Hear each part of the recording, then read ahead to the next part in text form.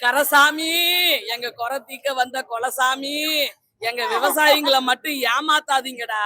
அதாவது இந்த படிக்காதவன்கிட்ட வந்து உங்களுக்கு லாபகமா எங்க வீட்டு சொத்து பத்திரத்தை எல்லாம் வாங்கி வச்சுக்கிட்டு அந்த குப்பைக்கு உதவாத அந்த டிராக்டரை கொடுத்து என் விவசாய மக்களை கண்டிப்பா 85, 80, 90 காலகட்டத்துல ஏமாத்தி புடுங்கினத என் தலைவன், அதாவது எங்க தனுசு, சாரி தம்பி, என் தனுசு, என் சிவன் அதை திருப்பி எடுத்து கொடுத்துருக்காரு. திருட வரல, திருப்பி எடுத்து கொடுக்க வந்திருக்காரு. எங்க நாங்க தொலைச்சோமோ அங்கதான் நாங்க அதை புடுங்குவோம். வேற எங்க கிட்ட என்ன, நாங்கன்னா ரிசர்வ் பேங்க நாங்களே நாசிக்கல உட்காந்து அடிக்கிறதுக்கு?